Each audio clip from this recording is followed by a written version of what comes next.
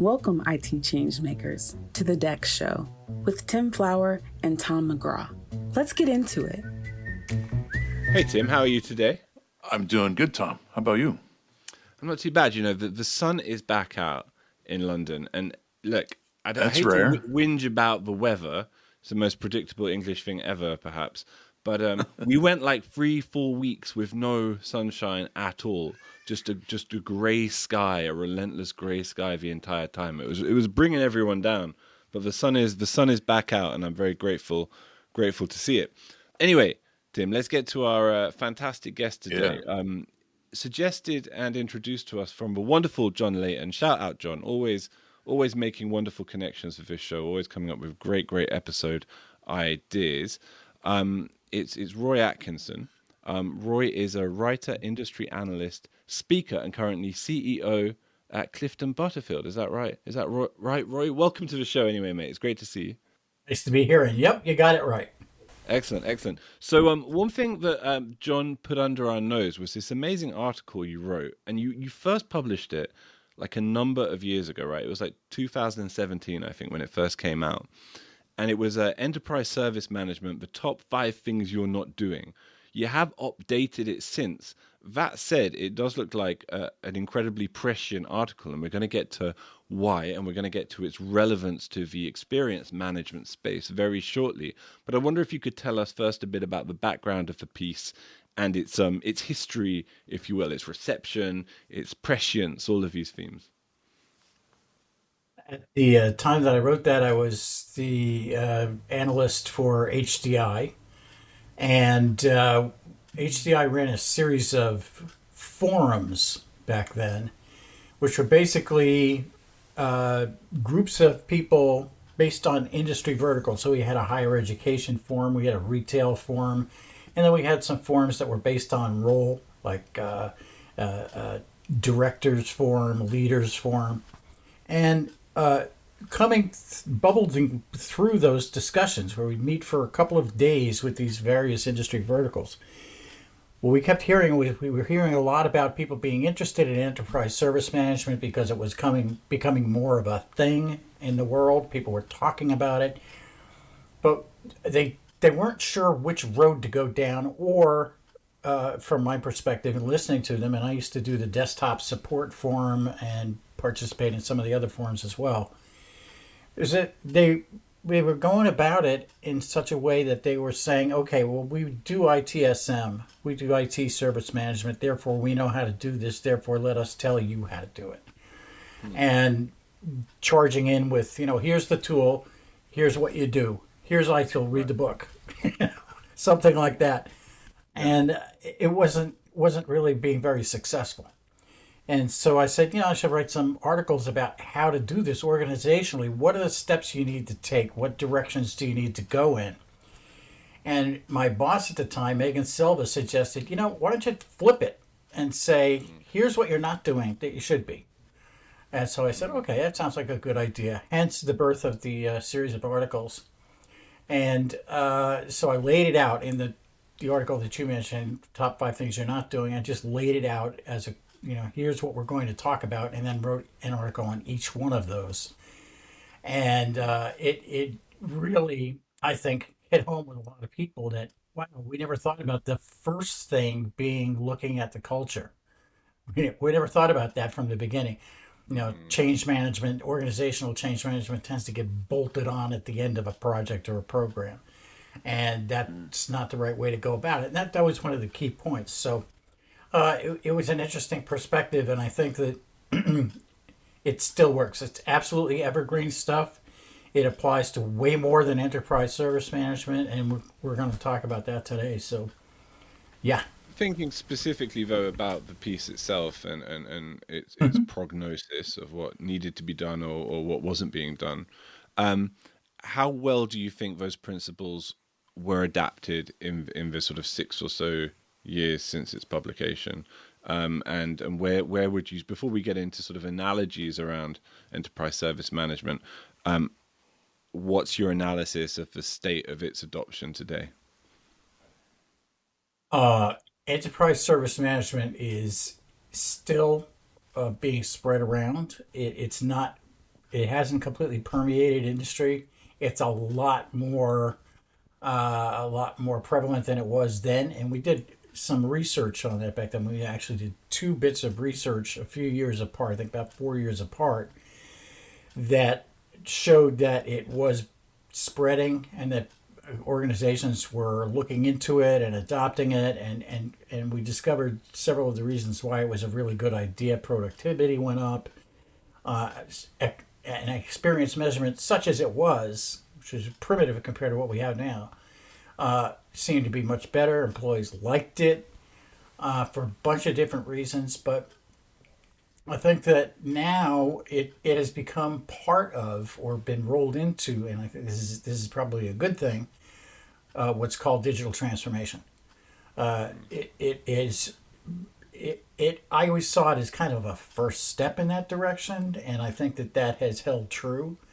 I think that looking at how to manage aspects of work life across the organization, how data gets handled, how the tools can be used by various parts of the organization to make things similar so that people can go from accounting to sales and still have a similar experience working with some of the same tools. That kind of approach has been successful and is a step toward digital transformation. And digital transformation is another one of those things that's extremely hard to define, and everybody's got a different definition of it. But I think that enterprise service management was a step in that direction, and I think it still is a portion of that. You have to be able to do some of the same things that I talked about in that series of articles. Fantastic. We're going to have a look at those different items on that list momentarily, and we're going to look at their relevance, their enduring relevance to experience management specifically. But I wonder if you could maybe set the scene there, Roy, by saying where you think experience management, or DEX, or however you frame it, fits into that wider digital transformation picture today, how significant a piece that is on the wider play, and what your direct experience or thoughts are on this newer kind of vertical, if you will, within IT.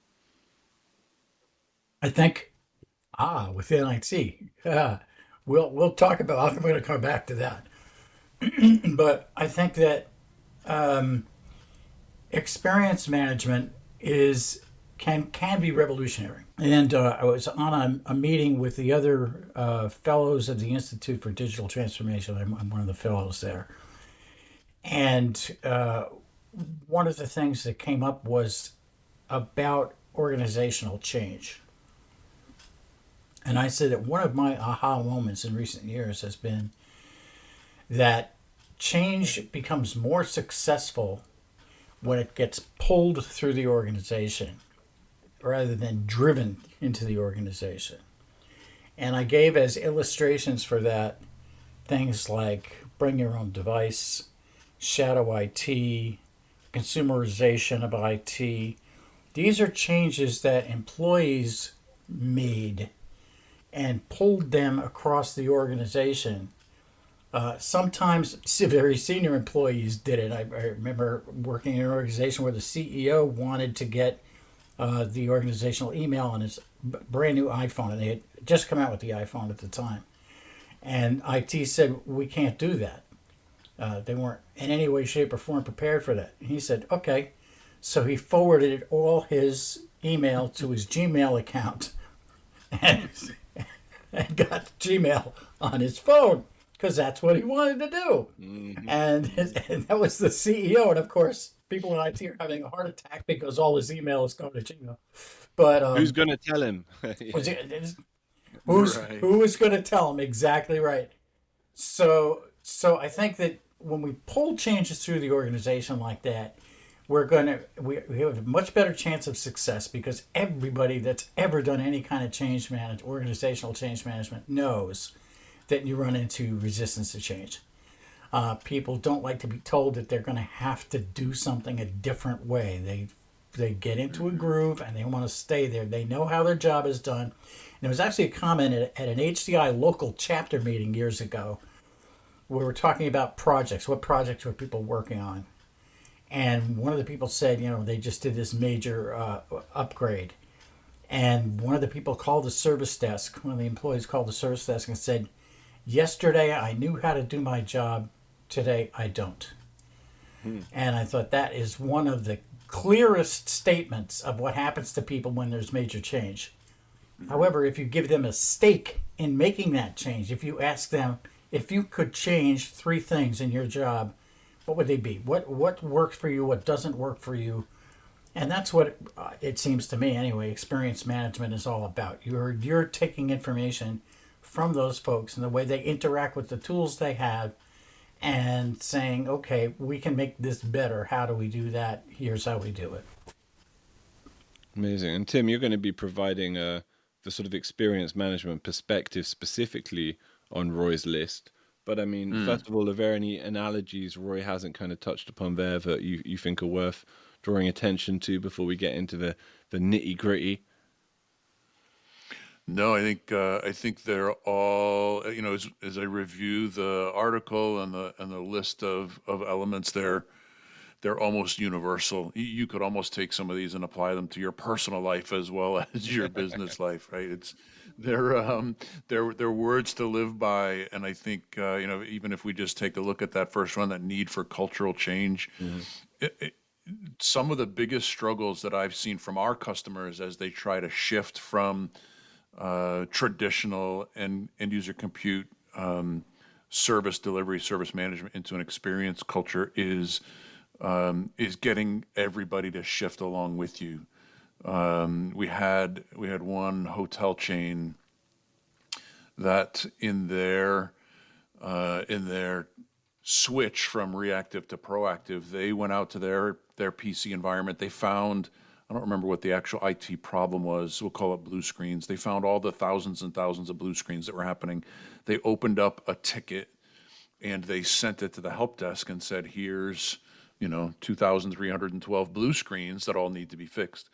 The help desk said, what is this? Where did this data come from? And closed the ticket. And they said, we only take issues from customers, from employees.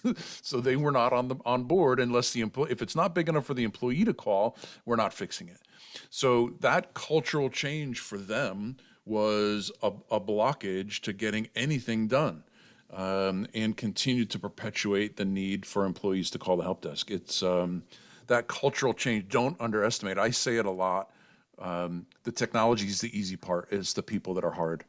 And you've really got to get the whole organization rowing in the same direction for their own benefit, not to deliver a benefit for you that really is not in their charter. That's a great comment for entry 1 of Roy's list. So let's go into entry 2 and let's get you to frame this one a little bit, Roy. Making sure it's not about you. I love this one. It's my favorite, I think, on the list. So flesh that one out a bit more for us, first of all, if you would. Well, it's not about me. This one could be point a I was trying to personal lives, gentlemen. It could be. Yes, for sure. The point I was really trying to make with that one is that the language that was being used in a lot of places at the time about enterprise service management, in this case, was, well, it's IT service management, but we're moving it out to other parts of the organization. And, well, no, not really. It's service management, which wasn't born in IT. First of all, it was born elsewhere in the commercial world. And second of all, if I'm IT and I'm coming in and I'm saying, well, I know the best way to do things, I'm going to show you, you're going to get that employee resistance right off the bat. People don't like to be told that they're totally wrong or they're doing things wrong, as I've learned many times trying to correct people's grammar, but that's another story. But you can't make it about what you're going to do for them. You can't be condescending about it. You can't be patronizing about it. You have to say it's about you. You have to explain what it is that you're doing, what you want, how you go about things. And we'll come back to this over and over again because it's a thing for me. And take it from there. So it's not about you. It's about them. Once you start making it about them, the resistance starts to go down and you start to be able to accomplish things better. I think there's even an aspect here that it overlaps with number one, but even making sure it's about them and not you is important step number one.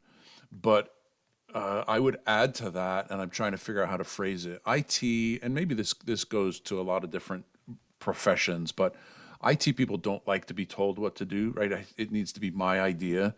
So even making sure it's not about me, this is about you. There's still an aspect of trying to make it their idea. This will allow them to explore it and determine how they can take some level of ownership. To your point, Roy, pull it in instead of direct it and push it on them.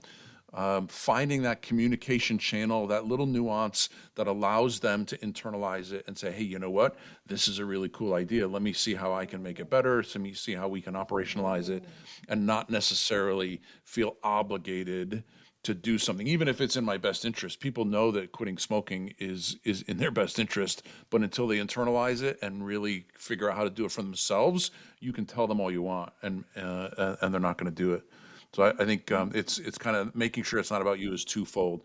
Definitely focus on them and the benefit to them, but give them that opportunity to explore, internalize, and take it on their own.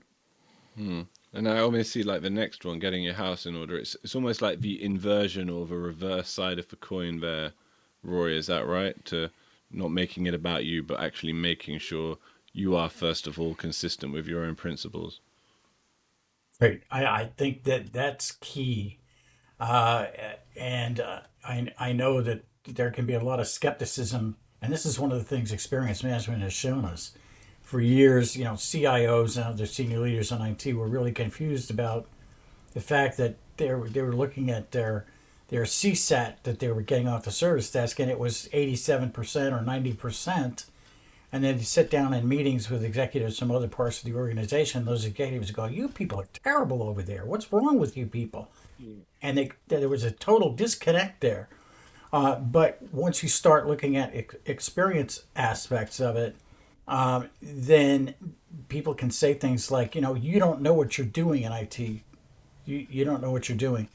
And so to walk into other parts of the organization and have conversations about how these principles of service management are going to benefit them, they'll say, yeah, well, they ain't benefiting us now, folks, unless you're doing it well. So making sure your own house is in order and make sure that you can demonstrate to them how service management principles, in this case, in ESM, have worked for you. You're going to have resistance. You're going to have people being very skeptical about the benefits and so forth and so on. But if you have your house in order and you can say, oh, look what happened when we did this. We improved our ability to deliver services by X% over the last year by doing this, this, and this. Now they'll say, oh, that's cool. Show us how to do that. It's a different thing. Yeah, and in my days in enterprise IT, one of the early things that we struggled with was as we engaged with other IT departments, we had multiple data sources, SCCM, Active Directory, antivirus, and we would look to leverage that data and with other teams. And their first piece of feedback to us was, all this data overlaps with each other and it's all different. You have no source of truth. The data you're giving me, I can't rely on. It's wrong, it's conflicting, it's inaccurate. So therefore, none of it is valid. And we couldn't engage and spread awareness on what we were doing until we got our own house in order. Bring in a single source of truth, validate where the data is wrong, fix the data, and then start engaging with other teams. And then to just kind of stay on the external analogy that quitting smoking, you can tell somebody all the benefits. It's going to reduce your cancer risk. It's going to increase your health, your longevity. And that's, even if they internalize it and they agree with it, when they look back at you and say, well, hang on a minute, you still smoke, right? The message gets diluted when you don't have your own house in order. So the same thing goes with experience management.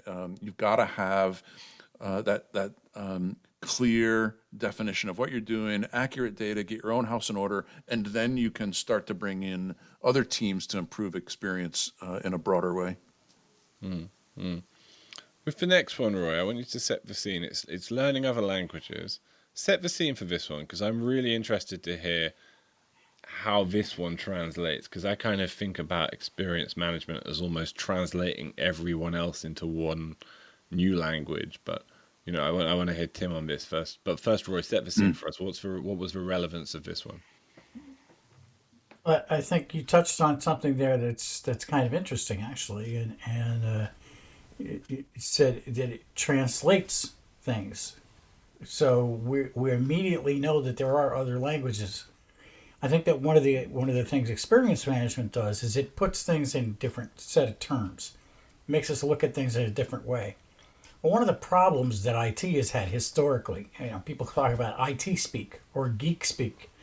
We have a tendency to view the world from the perspective of technical things, and even the most adopted language of IT, which came primarily from ITIL, that kind of made the language of IT service management common. Even there, we run into a problem as soon as we start taking that outside of IT. And the example that I usually use is an unplanned interruption of services, according to IT, is called an incident. An incident means something entirely different when you sit down with HR. If you talk to HR people about an incident, you're talking about something much more than your email didn't open properly this morning, right? You've got a problem on your hands.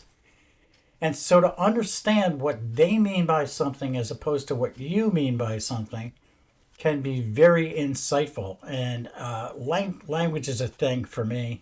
I speak several. I've always tried to learn more about them. And I'm fascinated by the fact that the same word can mean something entirely different to you from what it does to me. And so I think it's really important to sit down with people and hash out how you can communicate clearly and effectively across the organization without running into these barriers of, well, that doesn't mean the same thing. The other thing that was touched upon a little bit earlier is finding those ways to say something in meaningful terms to somebody that lives in a different world from you. And I'm thinking back to a particular event that happened when I was trying to explain the importance of security precautions, which were getting in the way of research that was being done at this research laboratory I was working at. And scientists were very resistant to the fact that we were trying to put some of these cybersecurity controls in place and saying it's too hard. I mean, you're making it too hard for me. And I don't understand it. My research is publicly funded. It's going to be public when I'm done with it. It's going to be published. It's going to be available to everybody. Who cares if somebody hacks it? And I said, well, you might not care if somebody steals the information, but you're going to care a lot if somebody changes the information. If somebody comes in and turns all the ones into twos in your Excel spreadsheet that you've been running for the last 10 years on your research, you're going to have a problem with that. So, and then the light bulb started to go on. Oh, yeah, okay. Well, see, so it's finding the way to communicate the concept in the right way to somebody so that they understand it. It's all about communication. I'll share some internal conversations and even call them a bit of a struggle in language and terminology. Multiple teams use the term use case. And when we started to put different communications together and talk with each other, my definition of a use case is, I'll put out a couple of them. Is it a technical use case like a blue screen? Is it a broader use case from the customer, like reducing tickets? Is it a different kind of use case that can be calculated for financial value? So what we determined was, in our inability to come to a common definition of the term use case, is we had to put a qualifier on it. It's either a value use case, a customer use case, or a technical use case. Now we've got a definition that we can stick with, and we all know what we're talking about. Conversely, in my previous job at an insurance company, we had 5 different lines of business, 5 different sets of customers, and some of them would overlap. So the sales teams would want to try to cross-sell. And in claims, the customer record was an account number. In property insurance, it was a customer ID. In life insurance, it was a customer record. So the same thing that they all needed to use was called something different everywhere. And they needed to then get to a common term and a common way to talk about it. So language definitely matters, and it's all about not only the communication that we do, but the collaboration in getting to commonality. It's the same point that you make with enterprise service management. You've got to get everybody on the same page, and then you can move forward. Great. And number 5, the last in the list, it stands out to me, Tim, because it smells to me of what we've been talking about and recorded an episode on just the other week, which is the whole theme of fake DEX. In other words, ensuring that your tool can do, in this instance, ESM properly. So, at the time, Roy, did you have a lot of tools which were overstating their efficiency, or a lot of people kind of trying to jump the bandwagon, different vendors and such like, because it's something we've been discussing and finding in the experience space presently? What? Vendors saying yes to things that they can't do? No. Believe it. Yeah, it happened. I remember having a conversation with somebody who lives on your side of the pond, who shall remain nameless, but who was reviewing massive RFPs at the time, 400 to 600 pages for an RFP for a particular set of work. And saying that, well, we're just going to check yes on every single box anyway. And you have to understand that going in. But yeah, I think that a lot of tools were overstating their capability or didn't understand enterprise service management well enough to put all these things in perspective. Didn't give the users and customers a way to make sure that they could do the translation in the tool, provide common ground, do some customization so that it made sense to the engineering departments when they were trying to do things with the tool, as opposed to IT. So not just taking that IT tool, rolling it out across the organization and saying, here, use this. It wasn't always properly configured. It didn't have the capabilities that they needed, and it wasn't able to be put into a format that made sense to those other parts of the organization. So yeah, you have to make sure that those things work. And I remember an instance where I was at a workshop. My boss was also at this workshop, and for part of the session that we were in, they split us out. They didn't have enough rooms to put us all separately to do a breakout, so they put us in different corners of the room. And the group that I was part of was supposed to say, what do I need to know to make sure that this software product is going to work for me? And so we just wrote on a flip chart, and I heard my boss's voice from across the room say, oh, I know which one Roy's is. And I started laughing because mine was, does it work? It's always good to know, basically, does it work? And that's the question that people who are trying to use your tool are always going to ask, is, does it work? Yeah, you got to get the fundamentals right first. It's got to have, it's got to work. It's got to work well. It's got to be intuitive. Those are kind of all of the baseline things in any RFP to check the box and then verify, right? Trust but verify. But the IT people are drawn, and this holds true in employee experience, along with I think probably every other technology. They're drawn to the cool capabilities, the cool functions. Hey, look what I can do with this workflow. Look what I can do with this checkbox. And it enables all this other capability. The RFP, the key thing about the RFP is those technical requirements in the RFP are in direct support of the outcomes that business needs. Capability is garbage if it doesn't allow you to achieve the outcome that you're looking for. And that's why technology, and we focus on this in employee experience all the time, and Tom will reference back to that other episode with fake DEX. You can detect all the blue screens you want in real time on the machine, but if your administrators don't know about it for a half an hour, all those employees have already called the help desk and you've already missed the boat. And likewise, if you're not correlating those blue screens in real time against every other event on the machine and around the enterprise, if you can't do cause and effect correlation, it's great that you can detect, but you don't have a specific capability that's going to allow you to address the problem. So your tools are only as good as the outcomes that they enable you to achieve.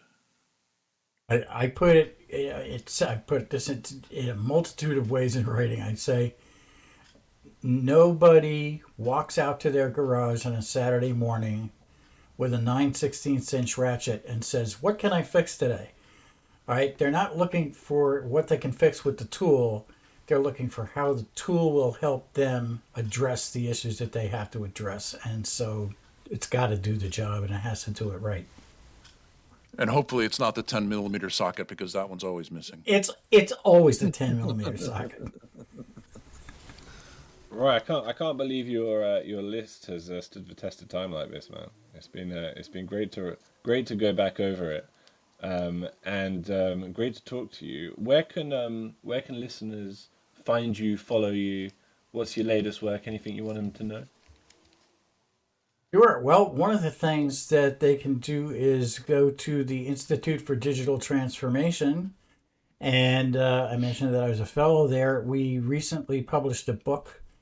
It's called Digital Transformation Demystified. And I contributed a chapter on customer experience to that book. So check that out. It's available on Amazon and lots of other places as well. You can find me at cliftonbutterfield.com is the website. Roy Atkinson is the handle on Twitter. And Roy at cliftonbutterfield.com is the email. There you go. Fantastic, Roy. Check the show notes, everyone. All of those resources will be linked to. And, of course, we'll link to the original article that sparked this discussion. And we'll also link to that fake DEX episode we mentioned there and recorded a few weeks ago, which I feel is plenty relevant to some of the topics touched on today.